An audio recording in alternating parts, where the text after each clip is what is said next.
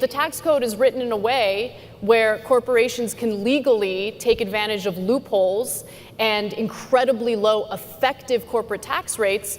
They're going to do it, right? So it's one thing to say pay your fair share. It's another thing to actually write a tax code that is a little more equitable and ensures that everyone is, in fact, paying their fair share. Ben, what's pay your fair share mean?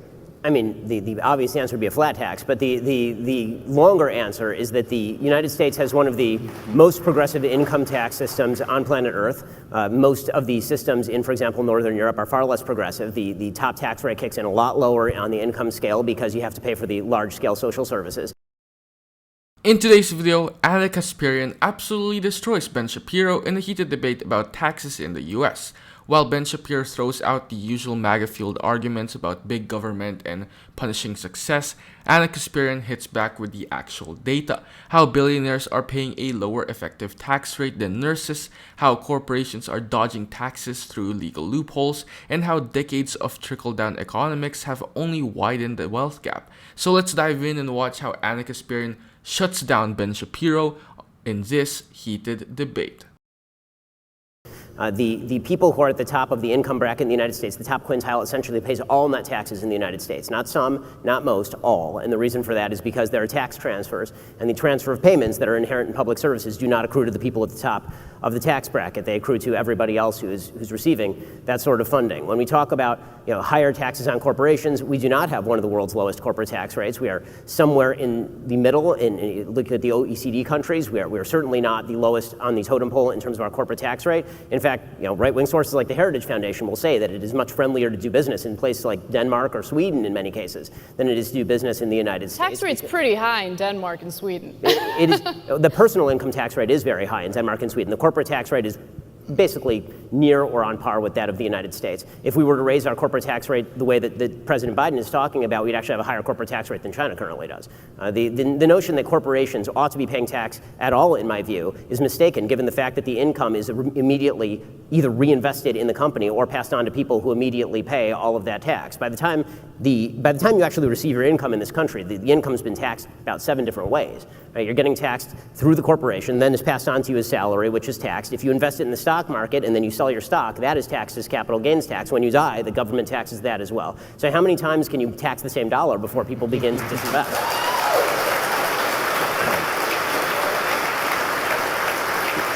Let me...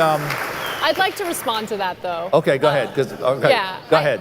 To argue that the corporate tax rates in the United States are too high, or that, first off, let me just touch on the comparison you gave regarding progressive taxes in European countries versus the United States. I mean, yes, the taxes might be higher in those European countries, but what do people living in those countries get in return? They get incredible childcare. I mean, listen, the average American family, 2-income household, spends a whopping 22% of their household income on childcare alone, right? So when you're talking about European countries that offer quality childcare, that, by the way, that opens up the opportunity for people to go to work, something that we should maybe think about as we're dealing with this labor shortage, 64,000 women left the job force in April alone. Not because they want to, but because they can't afford childcare. Everything in this country is privatized. Everything has a for-profit model. And there's consequences that come along with that, including for the business community that might want, a more robust social safety net program, or social safety net to ensure that people feel comfortable enough to go to work, but we don't have that here. So yes, people might pay more in taxes, including those lower on the income scale, but what they get in return is far greater than what people in this country have been getting. Ben Shapiro goes off with his usual spin that the US already has one of the most progressive tax systems in the world and that corporations are being unfairly taxed. But Anna Kasparian cuts through that noise with actual reality. Yes, corporations legally dodge taxes because the tax code is written to let them. And that's not just a quirk, that's by design, thanks to decades of lobbying and corporate-friendly policymaking. Anna Kasparian points out something that rarely gets said on these big debate stages. When you compare the US countries like Denmark or Sweden, Yes, people there pay more taxes, but they get something for it: universal healthcare, affordable childcare, paid parental leave.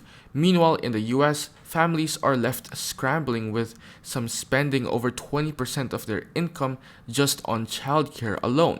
She's absolutely right that everything here is privatized and profit-driven: healthcare, education, even elder care.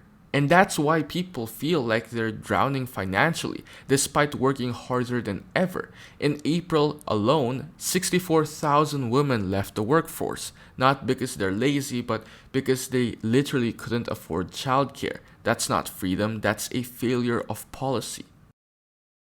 The United States has spent, since the beginning of the war on poverty, some $22 trillion in the war on poverty. We spend an awful lot on social services in this country on a per capita level. In fact, it is very much on par with what the European countries spend. It's just not spent particularly well. When it comes to things like childcare, a very young Elizabeth Warren, before she became Senator Elizabeth Warren, specifically wrote about universal childcare, and she said that it actually was contributing to what she called the two-income trap in a book that she wrote in the early 2000s.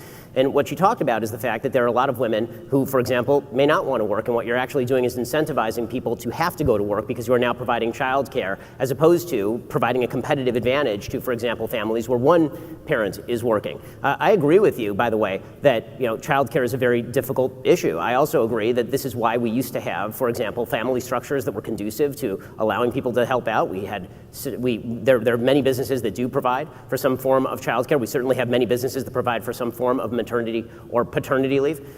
The European countries, which obviously have been used as a model by a lot of folks on the left, between 1970 and 1993, they experienced exorbitantly low rates of growth. And the reason for that was because they radically overburdened their social safety net systems. It created enormous social problems. It created enormous immigration problems. They had to scale a lot of those back. And why would it create immigration problems? It created immigration problems because a lot of people were coming specifically for the benefits. Yeah. Okay. Well, yes, that would be to my point, which is it creates more problems very often than it's.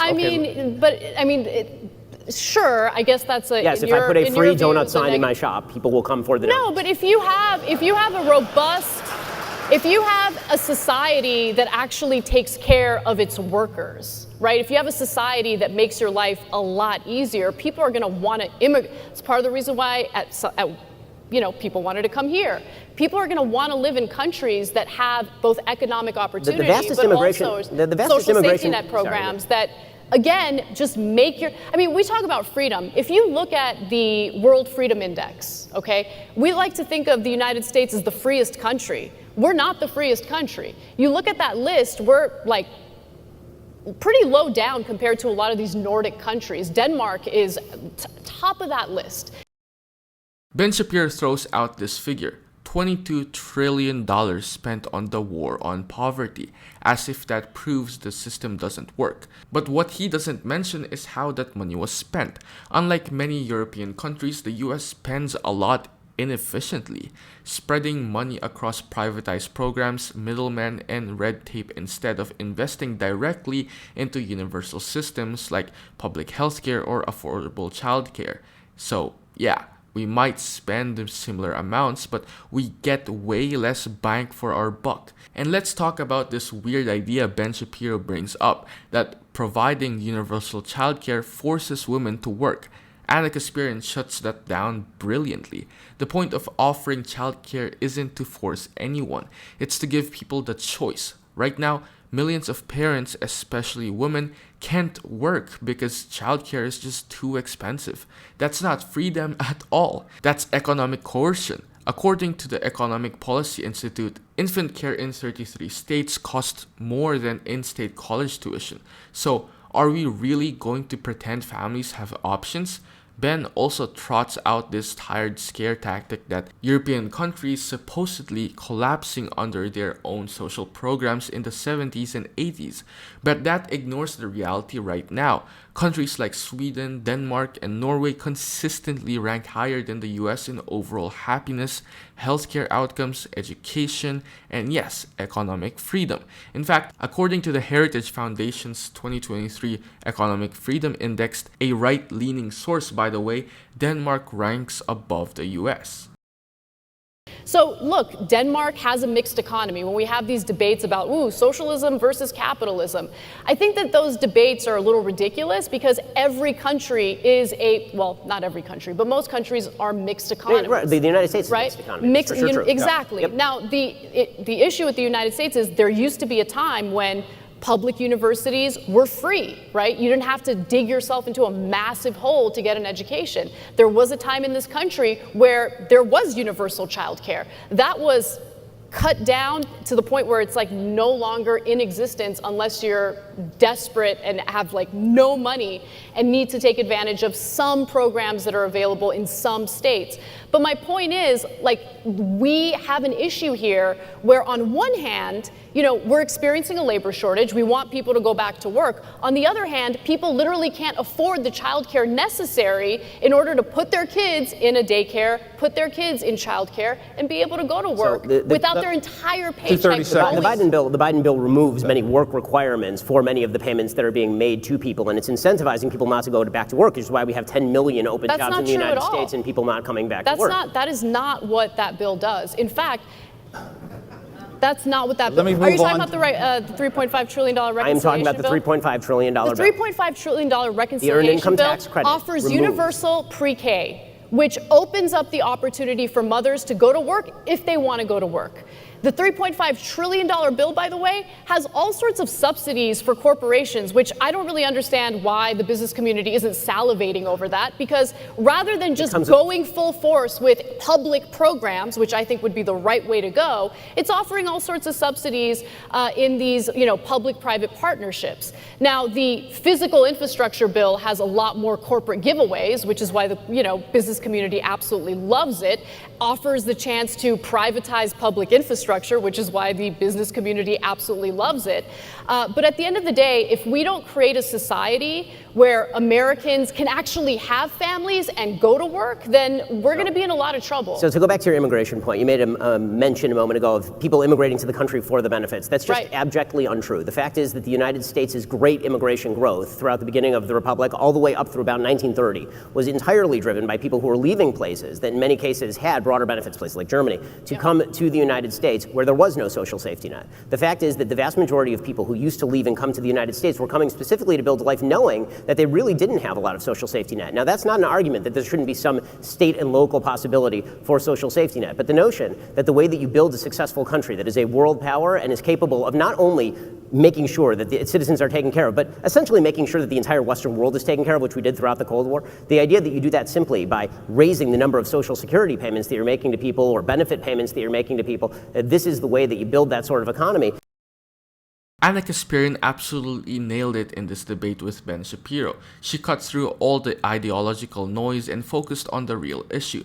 People in the US are getting squeezed by a system that demands they work but offers little to no support for basic needs like education and childcare.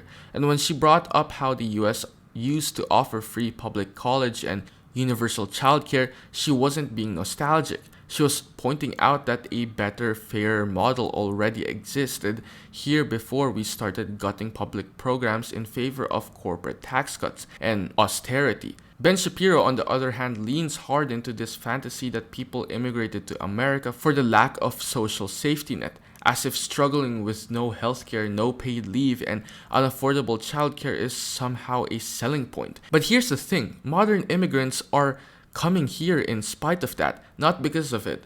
According to Pew Research, most immigrants cite job opportunities and family as their reasons for coming, not a love of bare-bones government. Plus, let's talk about where government money actually does go. Ben loves to rail against benefits for working families, but says almost nothing about the hundreds of billions in corporate subsidies and tax loopholes we hand out every year. The 2023 CBO report found that US corporations exploit tax breaks to the tune of over $100 billion annually. That's money we could be using to fund affordable education, healthcare, and childcare, but instead, it props up stock buybacks and executive bonuses. Pause. Are you getting tired of getting half the story from biased news sources? One outlet says one thing and another says the complete opposite.